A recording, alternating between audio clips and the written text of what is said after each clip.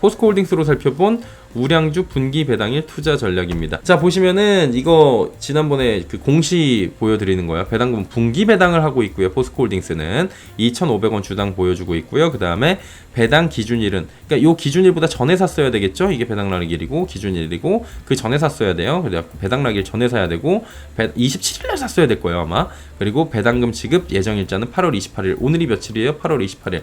오늘 그러면 한 주를 6월 27일 이전부터 들고 계셨다면 지금 팔았어도 상관없고요. 주당 2,500원씩 오늘 각자의 증권 계좌로 입금이 된다라는 얘기가 나오는 거예요.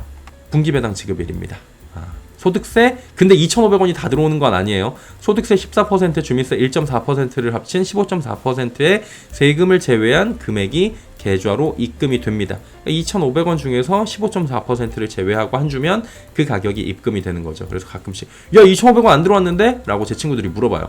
세금 떼라 그러거든요. 세금 떼야 됩니다. 세금이 커요. 배당은 기말, 반기, 분기 이런 식으로 기업 상황에 맞게 여러 가지 종류로 나오죠. 포스코홀딩스나 뭐 효성 ITX, 그 다음에 현대차도 분기 배당이고요. 그 다음에 은행지주들, 뭐 신한, 그 다음에 뭐 하나 이런 애들 다 분기 배당 지금 이제 실시하고 있는 걸로 알고 있고요. 반기 아니면 분기로 하는 애들이 많이 늘어났습니다. 분기 배당은 기말 배당이랑 총 금액은 보통 같아요. 기말에 한 번에 몰빵 쳐서 주는 애들도 있고 나눠서 4번에 주는 애들도 있는데 분기 배당의 장점이 확실히 존재합니다. 복리 효과가 있어요. 복리 효과. 분기 배당의 장점을 말씀드릴게요. 복리 효과인데 배당주가 이제 분기 배당주는 1년에 4차례 배당금을 받을 수 있는 거잖아요. 규칙적인 현금 흐름을 이어갈 수가 있고 오늘 받은 거를 또 재투자를 하게 되면 다음 분기에 갔을 때는 복리 효과가 나타날 수 있다는 점이죠. 그래서 기말 배당보다 이득이 될 수 있는 부분이 있고 리스크 분산이 있어요. 배당락을 적게 맞죠. 왜냐하면 연말에 기말 배당 한 대 맞으면 고배당 기업들은 배당락 이후에 주가가 한 달 내내 힘들어요. 막 진짜 배당 준 만큼 빠지고 막 빠져요. 그리고 언젠가 올라오긴 하는데 막 진짜 한 대 맞으면 머리가 띵하죠. 근데 분기 배당 기업들은 배당락일에 주가 하락이 크게 발생하지가 않아요. 오히려 오르는 경우들도 있고 이건 기업에 따라 다르긴 하지만 그래도 시장 상황에 영향을 크게 주지 않을 수 있다라는 장점이 있어요. 그리고 무엇보다 주가의 안정성 측면인데 주주들에게는 정기적으로 현금을 지급하고 이를 확인한 주주들은 뭐예요? 주식을 매수하지 않습니다. 조금 더 긴 기간 동안에 주식을 보유할 수 있게 되면서 주가의 변동성은 좀 적어질 수 있다라는 부분이 분명히 있는 거죠. 특히 연말에 배당금이 4월에 입금되는데 5월에 또다시 1분기 배당금 받는 주주들은 보너스 받는 기분이어서 기분이 좋죠. 분기 배당의 장점이 분명히 있습니다. 또 분기 배당을 하는 종목들 가운데 기업 성장성에 대한 확신이 큰 종목들일수록 배당 자금이 해당 기업으로 다시 흘러올 확률이 높아요. 자금의 성격이라는 측면도 고려를 또 해야 되거든요. 뭐냐면은 증시 자금이 기타 자금, 그러니까 증시가 아닌 곳으로 흘러가긴 하더라도 대거 무브머니가 되는 경우가 그렇게 많지가 않습니다. 한마디로 증시에서 나온 자금들이 부동산 투자해야지 아니면 뭐 채권으로 가야지 이런 경우가 별로 많지가 않다라는 거예요. 부동산 자금은 부동산에서 돌고 보통 채권 자금은 채권에서 돌고 증시 자금은 증권에서 돌고 뭐 이런 얘기들이 많이 나오고 있어요.